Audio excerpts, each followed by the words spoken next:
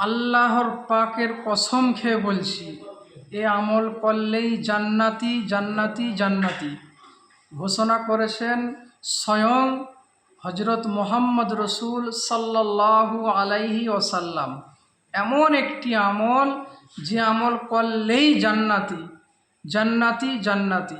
আবারও আল্লাহ পাকের কসম খেয়ে বলছি, জান্নাতি জান্নাতি জান্নাতি।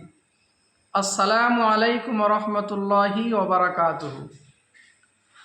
আমরা দুনিয়ায় সারা জীবনের জন্য বাঁচতে আসি না, সকলকে একদিন না একদিন এই দুনিয়া ছেড়ে পরকালের পাড়ি দিতে হবে। কুল্লু নাফসিন যায়িকাতুল মাউত, সকলকে একদিন না একদিন মৃত্যুর স্বাদ গ্রহণ করতেই হবে। পৃথিবীতে যত জীব আছে সকলকে একদিন না একদিন মৃত্যুর স্বাদ গ্রহণ করতেই হবে।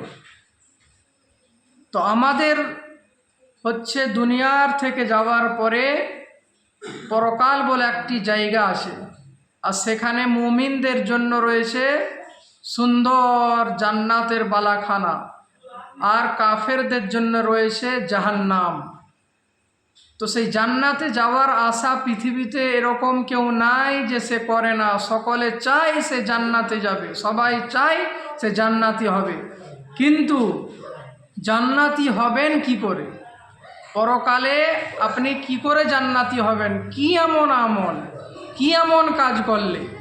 তাহলে আপনাকে ফলো করতে হবে কোরআন এবং দেখানো রসুল পাক সাল্লাল্লাহু আলাইহি সাল্লামের হাদিস। তো নবীজি বলেছেন, পৃথিবীতে যদি কোনো আল্লাহ পাকের বান্দা বান্দি, পৃথিবীতে যদি কোনো আমার উম্মতি এই আমলটি করে, অবশ্যই জান্নাতি জান্নাতি জান্নাতি। আল্লাহ পাকের কসম খেয়ে বলছি, জান্নাতি। কেউ ঠেকাতে পারবে না আপনাকে।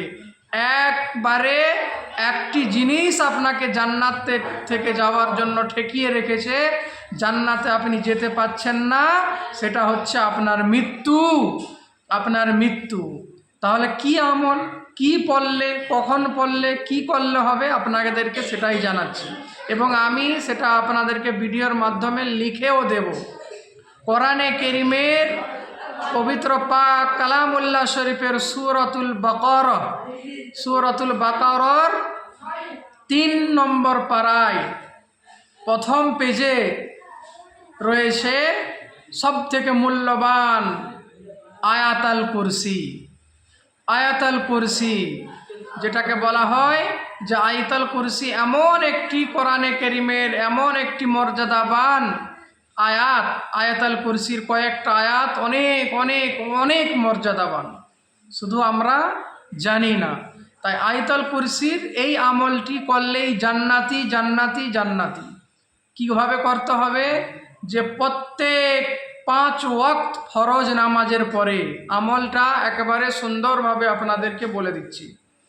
5 ওয়াক্ত ফরজ নামাজের পরে আপনার যা আসসালামু আলাইকুম রাহমাতুল্লাহ, আসসালামু আলাইকুম রাহমাতুল্লাহ, যা সালাম ফিরাবেন একবার আল্লাহু আকবার বলবেন।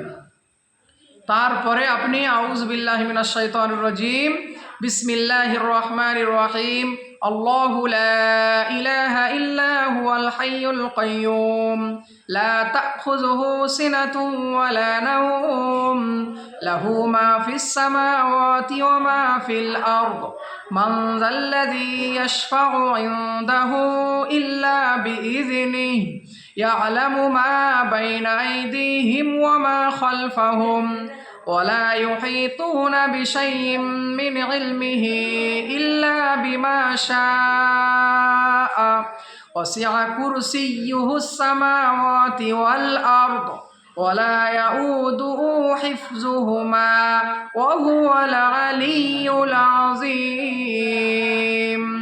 بس এতটুকু আপনি পড়বেন।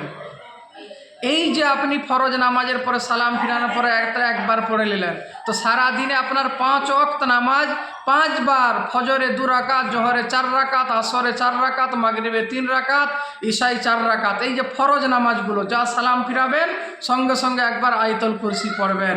নবীজি সাল্লাল্লাহু আলাইহি সাল্লাম বলেছেন, মৃত্যু একে আটকে রেখেছে জান্নাতে না যাওয়ার জন্য।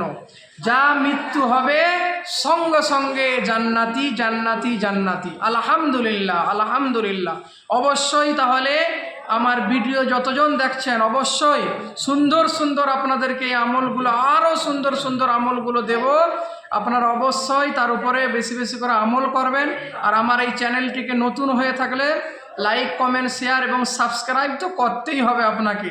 যদি আপনার ভালো লেগে থাকে সাবস্ক্রাইব করবেন, লাইক কমেন্ট শেয়ার করবেন, আমার জন্য আপনারা দোয়া করবেন। আপনাদের যারা আমার ভিডিও দেখছেন সকলের জন্য দোয়া করি আল্লাহ পাক রব্বুল আলামিন তিনার দয়ার নবীর ওসিলা করে আমাদের সকলকে যেন দুনিয়া আখিরাতের সুখে এবং শান্তিতে রাখেন, দুনিয়ায় ঈমান নিয়ে বাঁচার তৌফিক দেন এবং ঈমান নিয়ে কবরে যাওয়ার তৌফিক দেন এবং এই আমল করে জান্নাতে যাওয়ার মতো তৌফিক দান করেন। আল্লাহুম্মা আমিন। লা ইলাহা ইল্লাল্লাহু মুহাম্মাদুর রাসূলুল্লাহ সাল্লাল্লাহু আলাইহি ওয়াসাল্লাম।